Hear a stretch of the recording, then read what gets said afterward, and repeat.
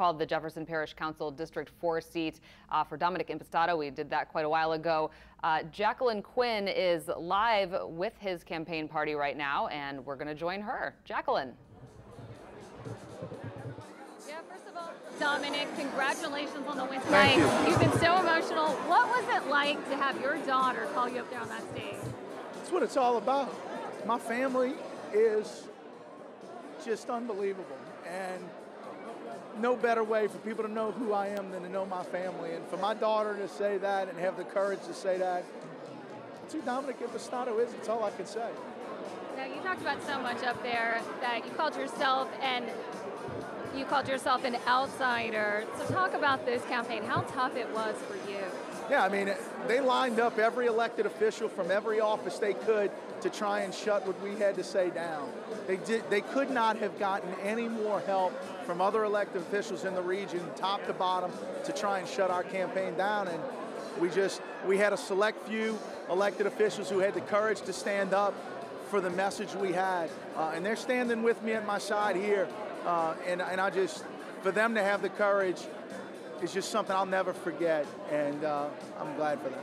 You credit this to a lot of your supporters and also the nature of this campaign, a very much a grassroots effort, and where people are going around knocking at doors. Is that right? My family, we call ourselves the paratroopers. Our family, our close friends, we hit over 20,000 doors. Over 20,000 doors in Jefferson Parish District 4 had an Impastato touch their door and send our message person to person, face to face. So yeah, grassroots, I think this is the definition of grassroots, what we did. And I don't even want to call it that. It's people. It's about a people-based campaign because it's people-based government that is where Jefferson Parish needs to be. And how are you going to bring about this unity? Because a lot of people talk about how the two sides, east and west, are sort of, they have conflicts against each other. So how will you fix that, repair that? Listen, I wish I had a magic wand to fix everything, but my only promise is everything I do is with honor, integrity, and dignity.